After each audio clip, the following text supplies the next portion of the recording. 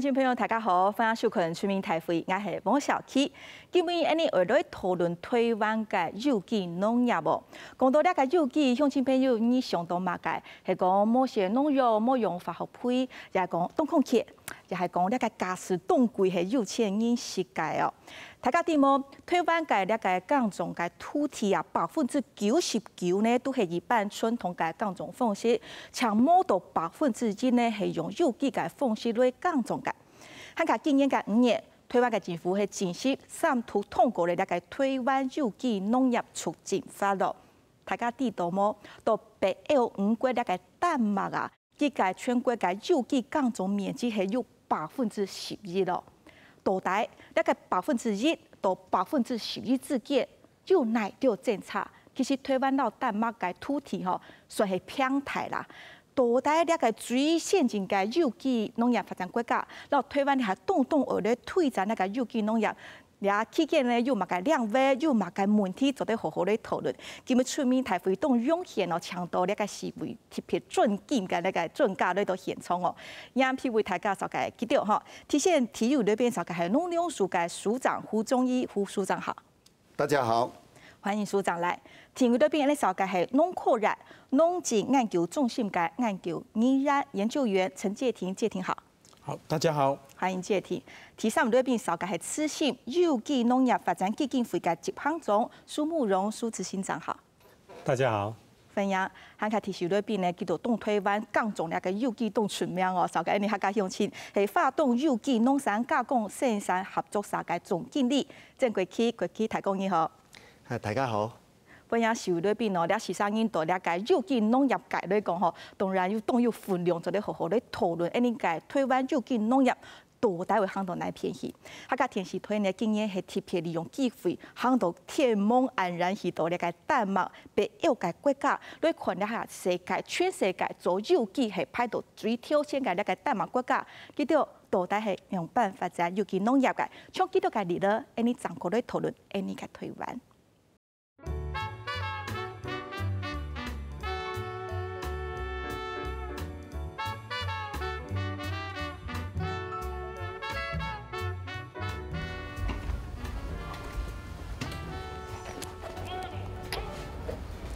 姚富士大學研究中心係丹麥國家級嘅農業研究機構，有8個嘅科學家攞博士級研究人，研究領域包含了動物學、農作物研究、細胞生物學領域。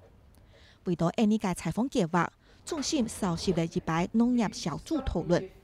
呢幾年內，丹麥亦是投入技術到研究。有機農產品同傳統農產品都應用品質法到底有政策冇？用有機耕種方式生產出嚟嘅糧食，對人體係唔係很較空氣？ Vi har lavet nogle undersøgelser med økologisk mælk og konventionel mælk fra 17 forskellige gårde i Danmark. Og der undersøgte vi indholdet af forskellige planteøstrogener. Og det viste, at der var meget stor forskel på indholdet. Der var 5 til 7 gange højere indhold af nogle stoffer i den økologiske mælk end i den konventionelle mælk. Og det vi skal finde ud af nu er så, hvad betyder det for vores sundhed, hvis vi drikker den økologiske mælk? Kan det være noget, som fremmer vores sundhed, eller kan det være noget, som ikke betyder noget? For us, it's ecological products, where you can see this sign here. There are many signs in Denmark to tell you what kind of products you're buying. One could be that the animals have had a good life. One could be that you don't use pesticides, you have a clean product, ecological, the whole production and so.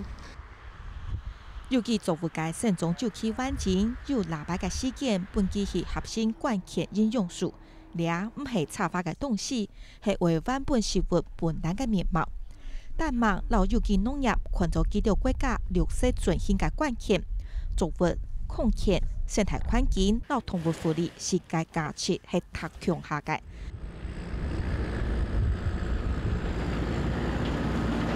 I was educated like a conventional farmer, but I had all my practice in organic farms.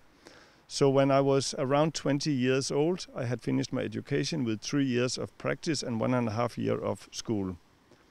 So, and of course, we get a diploma when we finish if we can manage, and I got my diploma. So. 到丹麦作为一家港中医系有门槛的考试嘅，用个解决农业问题就是你嘅考题。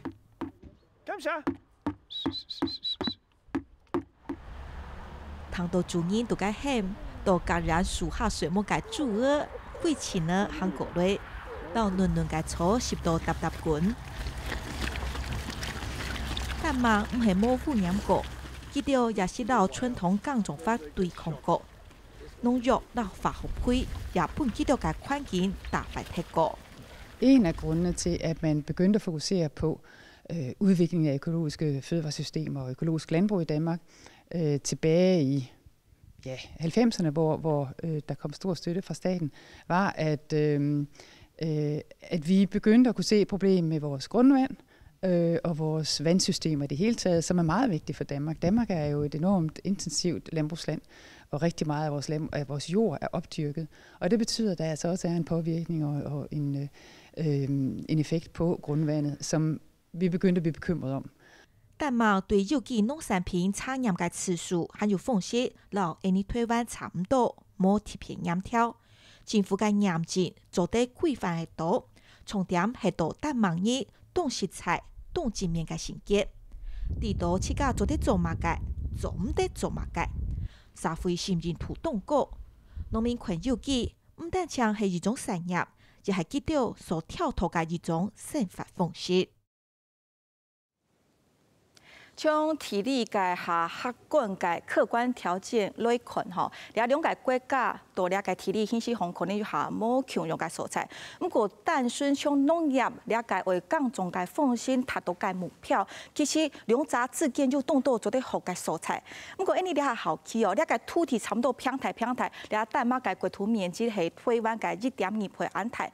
兩個冇強國家，佢哋咧係對有機農業嘅發展政策度嚟，先調講一個。比較可能像小朋友一看就會較清楚吼，因為台灣其實從了個推動了個有機農業大概也有20年咧吼，因為了下全台灣個港種面積呢，到2018年個那個年土來算吼，因為了下港種面積恰得全部個搶0.8%係7000人公頃啦。當然，剛剛我們的署長也有提點到說，到了今年因為農委會做的這個統計都是很精實的，每個月，所以今年都有在提升。剛才目標呢，人白為增加2倍到2022年2年過後，了解有機港種嘅面積也會成長。啱過，你來看下丹麥吼，丹麥來講，佢哋發展嘅有機農業時間合作大概有30年咧。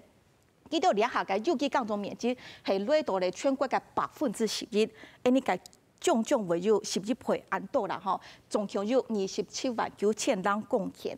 韓國佢哋嘅目標也強用到2022年嘅時間會達到15%。所以你做得換句話說，就係講你下丹麥到北歐5國之中吼，也係全世界兩個有機港種做得講係最發達嘅國家。咁啊，當然台灣你下為種嘅為做，其實。兩個部分體感問題，愛先我們強調國旗，因為國旗都要洋平的看到你有去丹麥啦哈。就以丹麥來講，像他們的國土有60%以上的國土來生產超過自身需求3倍的糧食。兩個條件可能台灣還冇可能做到，因為台灣這個就丘陵地下多嘛哈。不過從以以令丹麥要看下對。看到佢哋嘅農業環境，佢哋嘅港種嘅政府嘅政策機器圖咧，都來講。你也是一個有機的大農，一個農場的專業戶。你印象特別深刻的那個不同點，會讓我作為一個農民是希望營造的環境的那個點是什麼？是第一個，它是整個土地哈規劃的完整哦。第二個是農民的這個素質哈非常高。大概有提到就是說，他們是需要證照的哈。那國家的資源對農業是非常看重的。是。好，那第四是這個農民的自律性非常高，什麼事該做，什麼事不該做，哦，他是非常清楚。在丹麥，我們感覺到，我們去採訪，就是這個有機不是一個很高冷、很放在空中樓閣的東西，是很親民、很平易近人、很常態的。它的呈現面，比如說在有機超市裡面，隨手可得的就是有機產品，那跟非有機其實放在同一個貨架上，所以那個辨識度都是很明顯的。那我們在台灣講到有機是什麼呢？我們統計整理一下。动作嘅向前，还有农民朋友对那个有机他提有什么感觉？对一般消费民众来讲，有机就是等于有钱人吃的。再不然就很担心，会有台湾很多的诈欺犯是吗？竟然很多的假有机，那还有其实有机不普及啊，你都要走到特别的有机专卖店去卖，那专卖店的价格就是比较高，所以那不就是分层了吗？就是收入高一点的人才去吃有机，是这样吗？那还有有机跟友善，傻傻分不清楚。以前听过很多的农业品牌，无毒啦、友善啦、自然啦、生态，加上有机，那到底跟消费者来讲是关系跟差别在哪里？那对农民来讲，走又可以紧紧摸昂贵，门槛太高。有机就是我们。全部的耕地99%是一般惯性，只有不到1%是做有机，可想而知它的难度。那还有哪有人力？因为有机就是不能用化肥，不能用农药，高度仰赖人力，没有啊，也很难加工，因为你在加工过程中也要用有机验证呢，摸含安火氢啊哈，还有一个就是卖不出去。台湾的有机跟非有机的产品，其实一般来讲，大概那个有机跟非有机的价差在1.5倍到2倍。我们举日常生活中最常吃到的就是我们的米饭吧，你推翻你好食谱，每一个单位的这种公斤的价格去算哈，有机米大概要121块1公斤，那非有机才70块，所以相差了1.6倍。那再来讲茶，台高冻好另差，有机的茶100克要474块。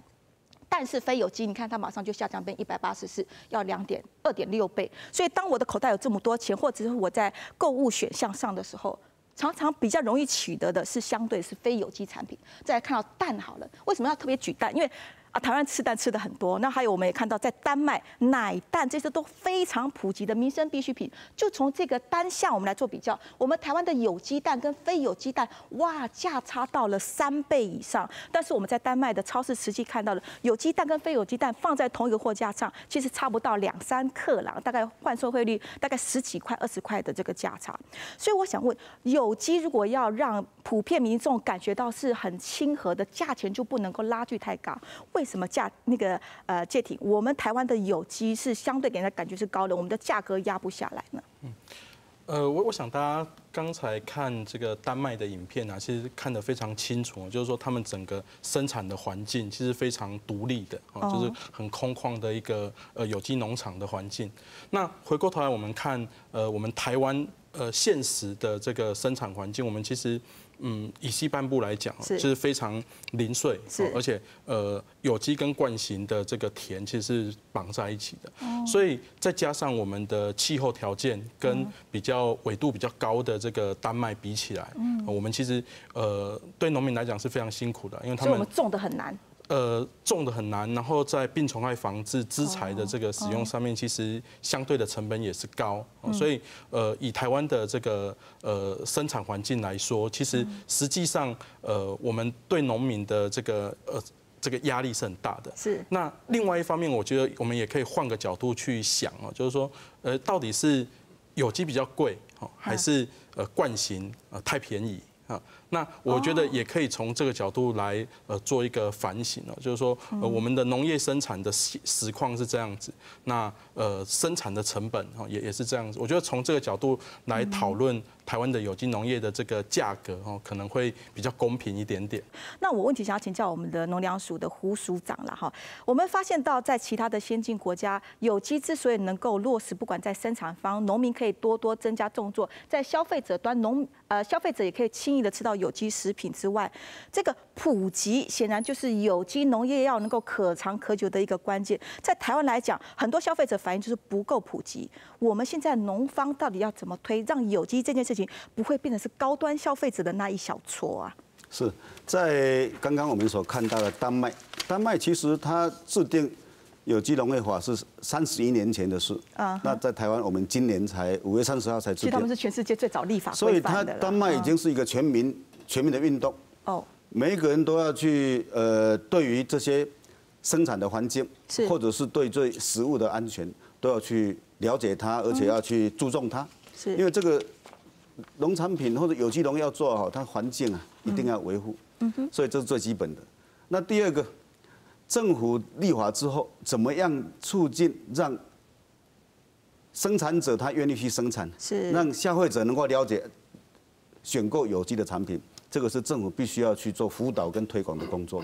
所以在我们今年立法之后，我们要怎么样从过去我们本来没有农产品生产，没有在有机农业促进法之前，我们是透过一个叫做农产品生产及验证管理法。那个生产及验证管理法，它是针对我们这些有机农产品要验证的这个标准，比较放在管理方面。所以署长，您的意思是说，那个国民的共识对有机的认识，才是真正帮助这个有机可以被普及跟接受的一个关键。就让生产者他愿意去生产。那当然，消费者了解了以后，他就要去选购，选购之后消费有这个需求，生产端他才有这个诱因去从事这方面的生产。好，这个有机农业促进法当然是一个专项，待会我们好好来谈。那我先请教一下我们执行长苏执行长，就是说，以台湾目前现在有的这种国民的选择性来讲你觉得有机市场现在在台湾来讲已经很普遍了？就是说，我们的消费者支持有机的这个面向是怎么样？他们支持度高吗？有像刚刚看到丹麦的情形是跟国民之间是很亲近的。你的观察，我们的市场表现？对。我的观察是说，其实我们大部分的消费者现在都听过有机农业，都至少听过。对，我想他们都听过。他也真的就像刚刚讲的，可能有一些疑虑，它到底可不可信？到底一些其他的一些问题。但是我觉得关键还是在于说，很多消费者其实他购买有机并不那么方便。从过去以来，我们大部分都是有机只存在一些专卖店，是有机专卖店，是。那最近几年呢，慢慢有一些大卖场它会卖，对，也会卖的。但是我们真正走进很多传统市场，其实有机产品几乎是看不到的。对啊。所以对一个大部分的家庭主妇还是在惯性市场，一般传统市场买菜的时候呢，事实上它是接触不到有机产品的。那为什么我们的有机产品进不到传统市场？我想这个跟产业规模大小有关，因为目前产业小。那事实上呢，并不是农民直接可以把菜拿进传统市场，它中间必须有一个完善的物流体系。那我们目前因为太小的规模，所以其实这个小众的这个物流体系呢，大概只能够应付这种所谓的这个专卖店或是对特定通路。但是如果要进到传统市场的话，那势必得要在批发上有一个架构完整的体系。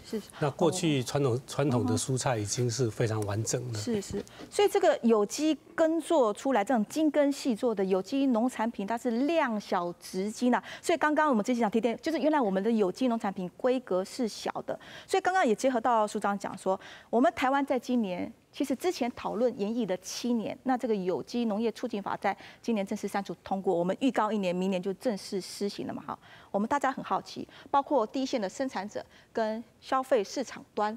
我们会好奇这2大权力关系人，这一个法通过跟施行之后，到底会把我们台湾的有机农业带往什么样的方向？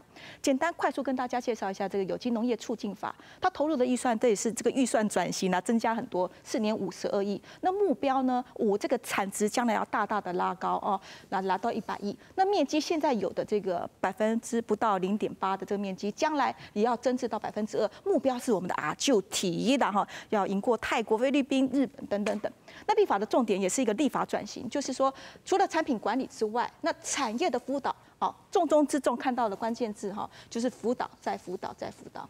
我就要先请教署长了，好抱歉，可不可以就辅导方面具体的来跟我们讲讲，怎么样的积极辅导呢？是我们积极辅导的话，首先农民要生产的话，他必须要有农地，所以我们开放在公有的或者是国有的这些农地上，我们比如说跟台糖呢，或者是跟这些退辅会等等这些公有的地的话，我们就给他10年以上20年以内的这样的一个保障，否则他只有租短期的话，他要去做有机太困难。第二个，我们就给他政策的这个低利贷款，那另外在验证的过程当中的时候，我们给他90%的这个验证费的补助，是，还有有机质肥料，还有这些农业基建等等，这些给他优惠，还有对于他在有机之后，每一年会每公顷给他3万块，做什么呢？生态奖励给付，给他作为，因为他这个有机对于整个生态维护是有贡献的，是，所以用这些方式来辅导他，让他在生产的过程当中不至于认为说我因为不用农药或化学肥料会导致我的收益会减少。事实上，有机我们不是只有重视它的安全而已，还重视到整个生态环境的永续发展。那这样子的话，我们的后代子孙才能够永远在这边来生产跟生活。那我们目标是在109年的时候达到15000公顷的有机。所以我们一直在努力，这样会达到我们的2成农地的里面。对不起，2%。那事实上，我们目前的成绩已经在亚洲邻近国家，我们已经占第1位，有机的面积跟比例。所以台湾也不要妄自菲薄，我们表现也很好。不过介挺从1%翻倍到2%，那是足足2倍的成长，而且就在这几年之间，就以这样的母法，就是有这样的专法定定之后，你来跟我们谈谈，你观察到这个法在这件事情的帮助上，你有没有观察到一些点？就我所知道，民间很多农友哈，其实对这个法还是有相当多的期待。那个期待其实会是在于说，希望那个促进的力道哈，能够在更往前哦。因为其实以现在的农粮署的很多的政策，其实对农民已经是过去有史以来哈，就是算是很优惠的一个政策了，都非常的帮忙啊，都一直在扶持跟鼓励的状态下。是，可是这样子的一个协助呢，其实是比较是在生产的前端，对，啊，就是说像是验证的补助啦，资材的这个补助，绿色奖励啊，媒合这个农地的这个部分。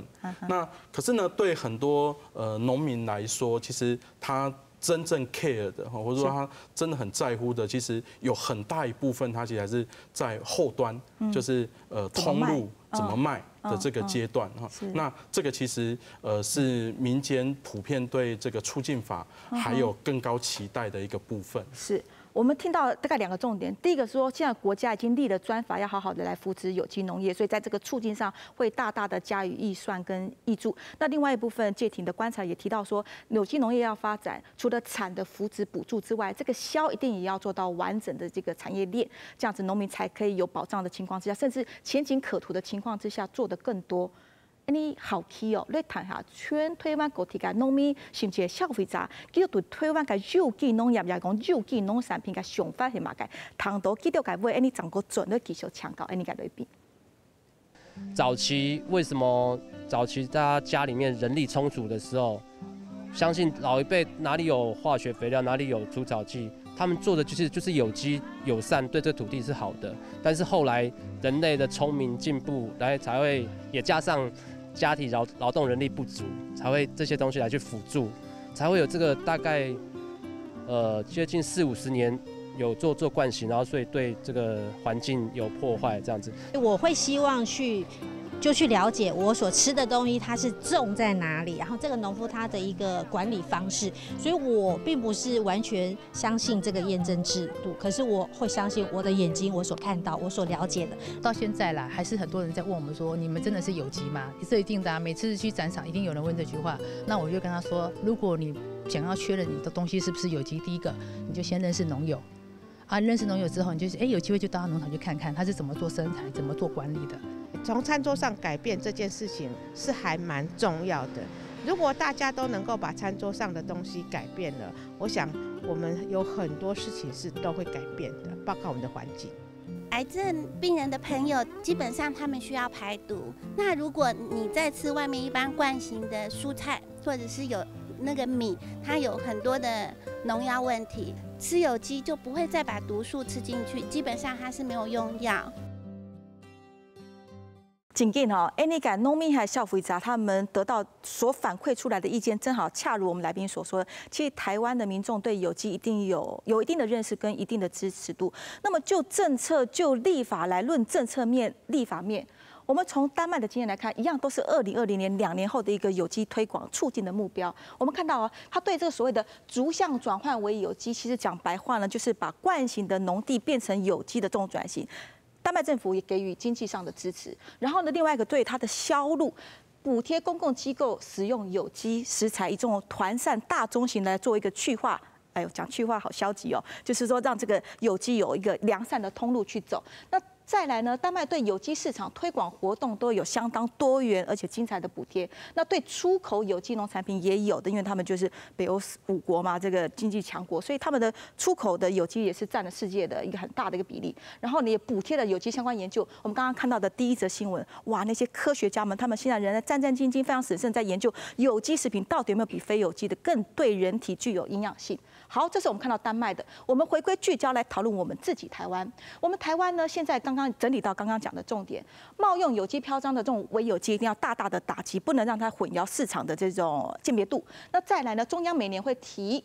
每4年会提这个有机促进方案，那尤其刚刚重点就是我们的胡署长特别提到的，地方要逐年增设开发这个有机农业促进专区，因为台湾地小人稠，耕地零碎，然后惯行跟有机的是这种参差的情况之下，所以一定要把这种有机专区化把它做大，那我们的面积就会提升。再来也一样，我们也做了这种学校午餐跟团膳，那再来也会将来慢慢的推动他国双边的有机等同认同性。国旗，现在一个重点就是说，地方每年要来设置有机农业促进专区。我们的胡署长说，首先第一个，公有地、国有地会是列作重点目标，因为那是属于我国家的土地，我鼓励有机农民来承租它，并且来施作有机的耕作。那我还保障你10年哦，让你慢慢去耕作，得到你的回收成本。请问你好承租吗？你承租开始精耕细作，花了努力去做的时候，能够经营的久吗？把你的实际状况跟我们大家讲一下。其实最大的我们要把这个面积对，因为它是林田污染了哈，是比较容易，就是我们的土地假设零散的话，是它那个林田污染哈是会让有机农民是最容易受到威胁的哈。我去采访，真正看过一个实况，就是这里是有机田，只是隔一个田埂，下面就是惯行，那随时喷就会都过来了呀，是那样的状况。那我们合作社哈也在这个是目前应该是在台湾算是最大的有机专区里面哈，也承租了退辅会的土地哈。是那个面积就蛮大的，而且是集区管理哈，那风险就降得很低。是哈。那我觉得农粮署在对这个专区这一块，我觉得这个是非常好的一个方向。那我觉得农委会和农粮署也碰到一些问题哈，毕竟农委会农业单位哈，想要把有机这一块哈去好好的去处理，可是他们的压力是土地不是他们的所以他要协调起来，有时候地主啊就占了很重要的关键啊。那在以水稻来讲，或者是其他的有机耕作来讲哈，那它的基础设施是非常重要的了。对。那包含说周边的林田管理也是很重要一件事情。那你灌溉的水路，它有没有全程的不被受污染哈？那当然，这在有机生产者这一块是一个很重要的一件事情哈。那如果说除了这个专区之外，它的土地还有其他的惯行林田，那或多或少都还是会影响到。那这中间缺乏是农政单位很积极，在做这一块，可是可能在就是土地管理者的部分。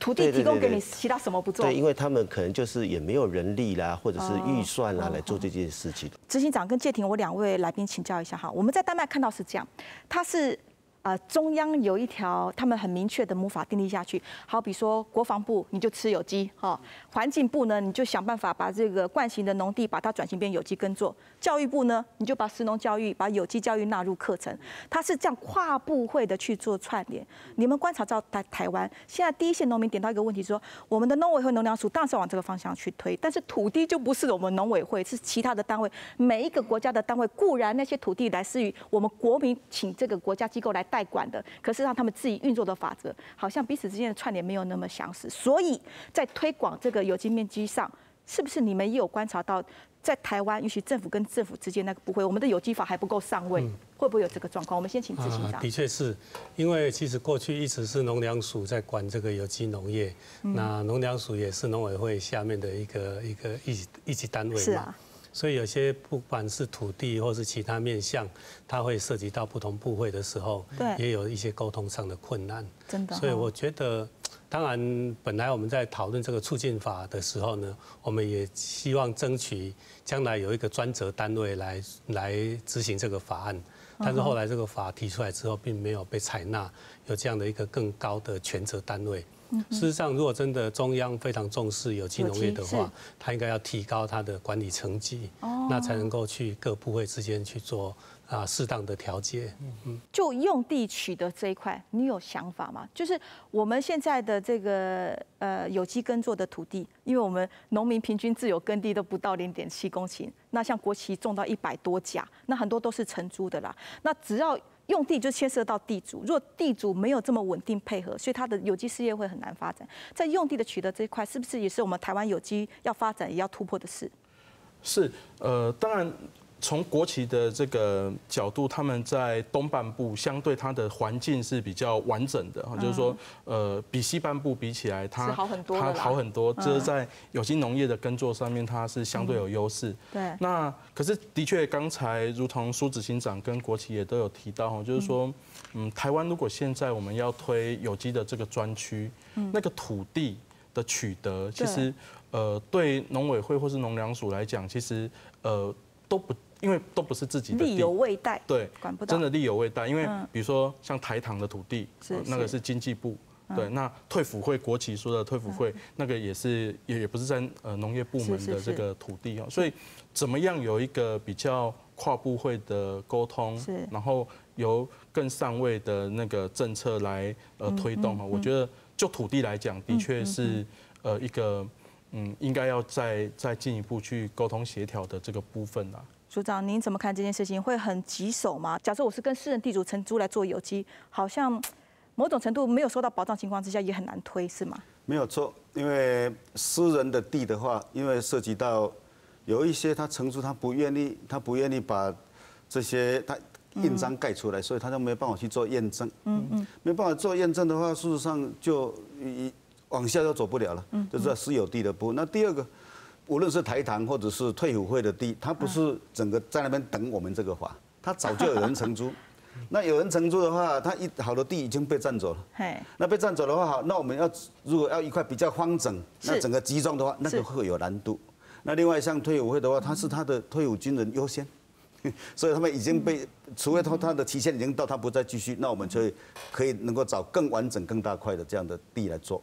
那台糖的话也一样，因为这些好的地长期都被在租用。所以你们无法就有机农业促进法这件事情成立一个就是跨部会的讨论，在你们的某个办公室里面可以做这种以有机为优先的讨论吗？事实上有这样的一个机制在啦，有这样的机制在，但是有一些就是像迁就于现实，已经被人家承租当中的，没有办法一下子把它拿过来，除非他那个租期到。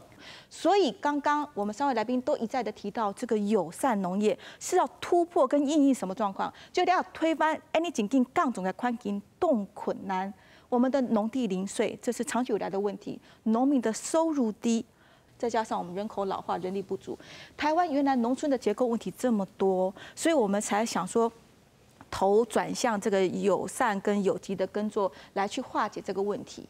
我们先来听听看，全台湾甲港总领导农民朋友，记得对有机港总，然后对那个友善农业多大有嘛甲困翻到正义，先来谈，咱个准备继续讨论，好吗？能够做有机最好，但是我要问大家。有机的市场占整体市场多少比例，对不对？是不是这样子讲？那好了，今天，比如说我们做不是有机友善的，如果它能够符合大众的要求，那符合药检的规定，在还没到有机的门槛，我们还没有办法去支付那么多，在现行的体制没有办法改善，我们当然从友善啊，从产品比例来做嘛。这是有矛盾的问题，它一方面鼓励友善，一方面鼓励有机。可是现在我们好像慢慢觉得，我们有机好像变成是友善化了，变成法规上到处都有漏洞产生。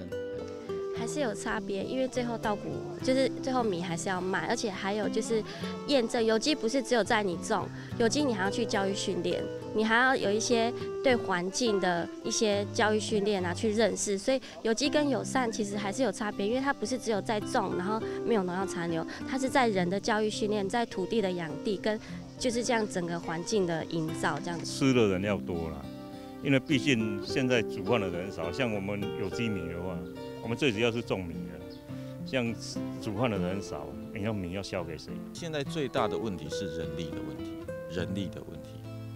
这边在农业技术上面呢，最终没有问题，问题就是人力，而且现在的老农都渐渐在凋零。问题是说在销售面，因为其实这几年政府一直鼓励生产，但是在销售面的部分还没有做很有效的连接。苏慕容执行长，我想第一个问题请教你。刚刚我们看到影片，有农民说这个有机是不是变成友善化了啊？有机不是就是政府正在全力推的方向，什么时候又跳出了一个友善？我们看到丹麦啊，其实不止丹麦啦，在整个欧盟国家没有听到什么友善农业的，他们就是有机啊。那为什么我们台湾会有一个友善农业还被纳入管理哦？是要用我们人民的税金来支持做补贴的这样友善农业哦？我想当时要讨论这个有机促进法的时候，确实我们有在重新思考这个验证的系统。那因为刚刚讲到说台湾地小，然后环境复杂，工厂多，豪宅多，对，而且又是亚热带、热带气候，病虫害多，所以其实从事农业本来就比较不容易。对。但是我们多年来引用的有机验证的体系标准是跟欧美是同等级的。所以这么一来呢，对台湾的很多有机生产者来讲，它的困难度、压力更高。是啊，那包括外在环境，就是很多小农的土地，它跟别人邻近在一起，那些邻近喷药又喷得很严重。我们现在在云嘉地区看到都还是带喷药的体系，它那个带喷药的那个喷药机，可以一次呢可能几百公尺以外都还有农药，所以在这么恶劣的环境之下，要从事有机农业是有相当困难。所以现在友善农业被纳入管理，当然一方面就是说希望这个有机农业方向更具可行性，更适合我们台湾在地条件。但是我请教，你说有机难做吧？我们曾国旗也做出来了，不止它，也有很多的有机农民做出来了。那针对那些已经耗尽毕生心力去做出成绩的有机农民，那现在多了一套友善农业，对他们来讲会形成不公吗？我想我们看的是一个更全面性的发展。如果说我们继续用这么严格的验证体系来走的话，没有办法拓展，大概台湾要走到2%、3%乃至10%都不可能。那我整理2个问题来请教署长。第一个哈，就是说你的那个有机在中间，周围放友善。好，第一个就是说你的友善补助一定要求鼓励那些想要做友善农业的人，他的田得依附有机而生，这是有这样的要求吗？那第二件事情是，这个友善的农业的这个补贴会。因为你现在的目标听起来反而是希望友善可以朝向有机化，那如果有朝一日他做不下去，因为有机就真的很困难，他放弃了不朝有机化，反而从友善都退路，就变成惯性。友善一定要绑在一起啊，有机这没有这样的规定。那我们是希望说尽可能用这样的方式，然后以后变成一个有机生产专区。对嘛，才是一个一个体嘛。但是目前我们并没有说强迫。这个友善如果没有在有机旁边那个没有这样子。那我请教一下，假设你的没有这样的规定，那友善就是在一大堆的惯性里面，它不是还是陷入跟以前有机农业在推的困境一样吗？它周边还是惯性，那它也没有办法很好做友善啊。有机也是从这个开始的，所以本来全部都是惯性。在2次大战之前，台湾所有农地都是有机的，所以可以感觉到你们现在是从这个先从最简单的方式，先鼓励人入门啦。没有错，没有错。那至少不要用农药、化学肥料，从这边开始。好，那慢慢的，大家会有一个良性的循环，然后就会有更多人会进来。这个问题我请教介廷，有机跟友善，我们知道合在一起管的目的就是希望能够拓展这整个友善环境耕作的面积，但是在细则上，在管理上，有没有应该要做出等地跟差别？我觉得在台湾哈，有机惯行跟友善哈，这彼此的这个关系其实是有一点矛盾跟冲突的啦。其实，在刚才影片上面也有农民这样子去提嘛哈。但不过我们可以从一个角度啦，就是异中求同的这个角度来讨论的话，我觉得不管是什么样子的这个农业形式哈，它无非取决于就是几个关键。第一个就是说，它是要提供安全跟安心的这个农产品，这是一个。那可是这个安全跟安心的农产品哦，怎么取得消费者的信任？对，这个不只是你说的算嘛？是，就是说这个信任的这个关系呢，到底是怎么被建立的？对。那过去我们其实有机农产品的这个信任的机制哈，其实我们在还没有不管是2007年那个有机农产品生产及验证管理法，乃至于说现在的有机农业促进法之前，其实你说台湾有没有有机农产品？当然有啊，可是它的这个信任机制哈，就是说生产者跟消费者直接的信任哈。对，我认识你哈，那我觉得你这个人很老实，你种了这个东西，对，我信得过。哦，那这个信任关系就建立起来了嘛哈。可是我们不能拿这个早年哈，我们这个有机农业还是一个很小众的这样子的一个产业的这个形态，来跟我们目前已经如同署长说的，已经有机加友善已经超过1万公顷，量大就要有管理制度啊。对，就是说对很多的消费者来说，他基本上缺乏那种直接跟农民建立信任关系的这个机制。那你不同的条件，我们给你不同条件的这个政策资源，哦，这个有不同的支持。那可是愿景是一致的，愿景就是让整个农业的环境变得更永续。那所以有些像刚刚大家都有提到啊，就是有些它的这个农业经营的条件，它可能就是被惯性包围。可是如果他愿意朝向一个比较永续的这个方式去做他的农业耕作，那很好啊。那我们应该给他一些支持。鼓励他，对，那有些农业的这个环境条件其实就已经很完整了，它有非常这个充足去做第三方验证或是有机农业的这样的条件，那我们就用它符合它这个条件的这个方式，给它政策的资源，然后让各个不同的这种农友。那它都可以朝向一个更好的、更永续的这个方式去做。所以听起来是这个正面拓展啊，这是我们绿色转型的一个战略啦。苏执行长，其实我们讲到说，这个有机不再只是无农药残留这件事情。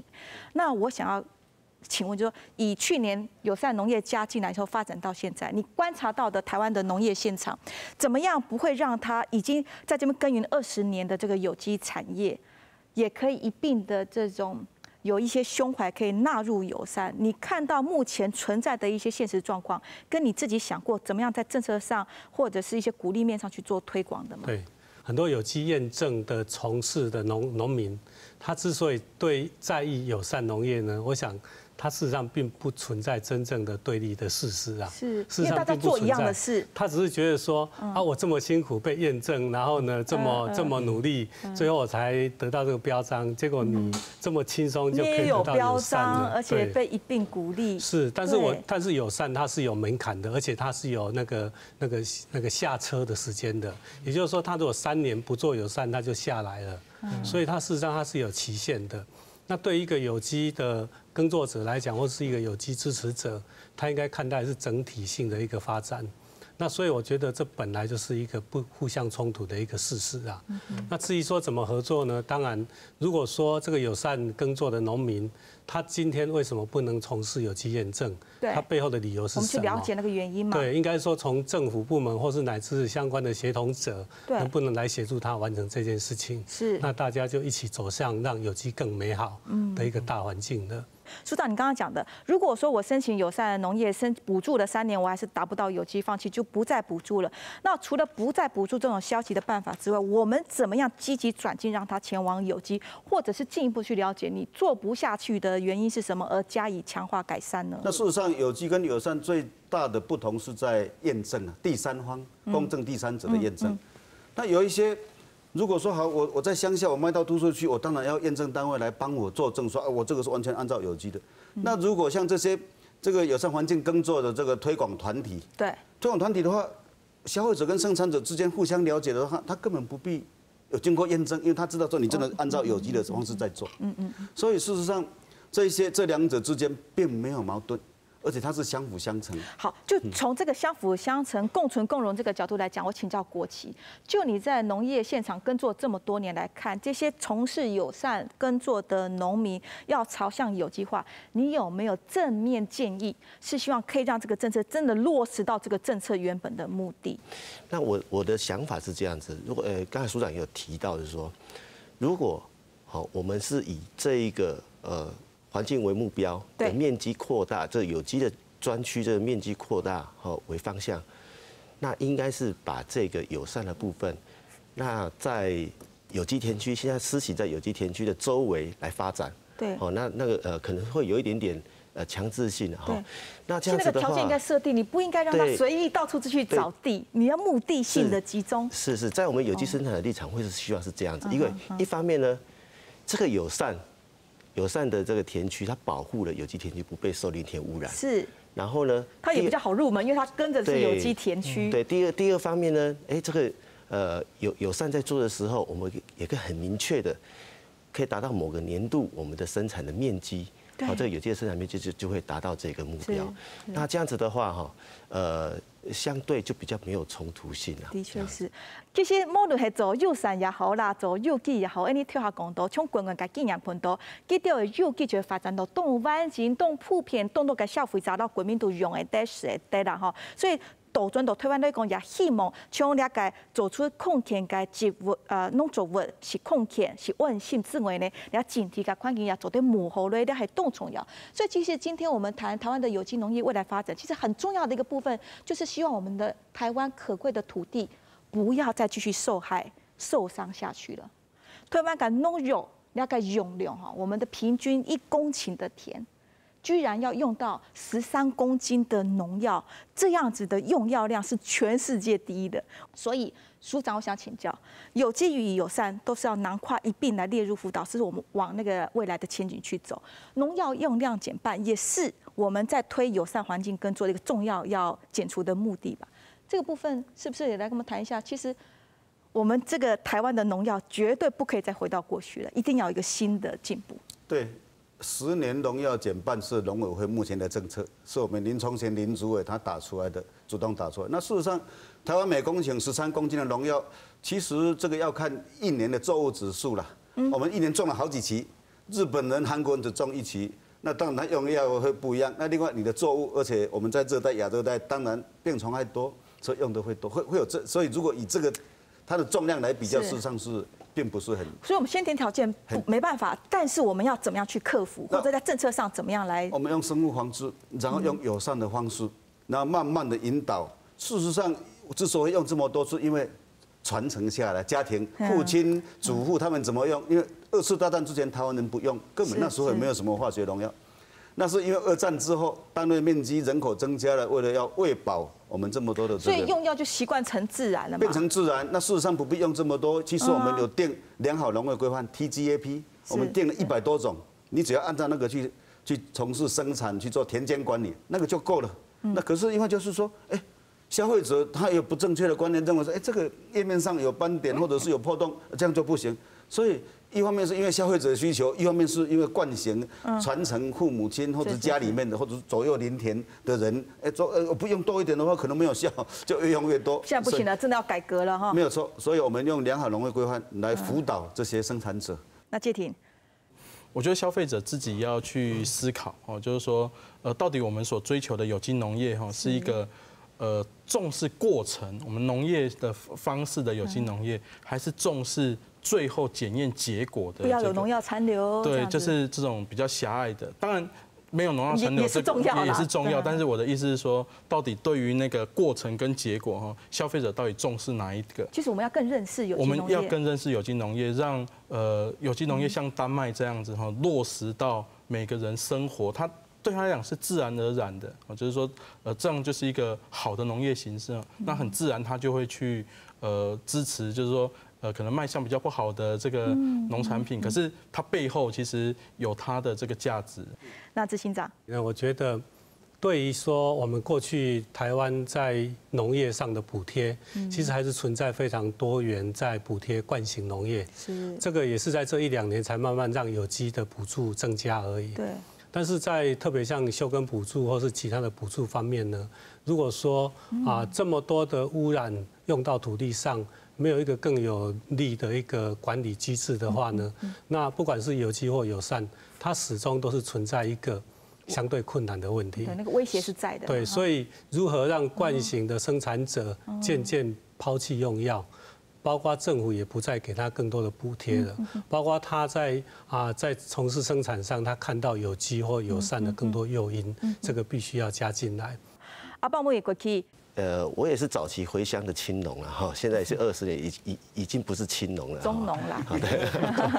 好，那其实很多的年轻人希望留在乡下。是。那我们的想法就是透过这个对土地友善的方法，然后可以把这个有机当作是我们乡村的一个产业，然后让年轻人可以留下来。那世世代代的传下去，这才是我们坚持做下去的一个理念哈。那另外呢，我觉得农药用量这个问题哈，除了刚才很多的方法哈，那我觉得教育是最重要的哈。那我们现在也在农粮署也在做这个4张 EQ 的那个推广教育。我是觉得说，我们农产品的分级的制度可以再把它建立起来。那既然不要用这么多的农药，那有机不是不可行的。那我们做了20年，其实还是活得下来，从一个小农变成一个小农企业，那证明这条路是可行的。是，那只是很多人不愿意去跨那个大步，对，去尝试哈。那如果把有机或者是友善这样的农产品的等级，把它放在优先，跟消费者教育，那我们用的农产品就是要选择这个部分。那我相信这个有机的这个面积方法会更多，有更多的农民愿意去尝试。该政府该警车就是又要推又要拉又要扶植的扶啦哈，所以让这个国民对这个有机跟友善绿色生态这个观念更完整。你得土地啊，为污染可能是按部就走的，不过为恢复它的地力，恢复到原来原始健康的土壤土质，可能会加什么个事件哈？推翻个土地就安用按法停哈。嘿，该系唔但像安尼俩推因为用到，该系安尼下二推、下三推、细细推，该子子顺顺都用会到的该。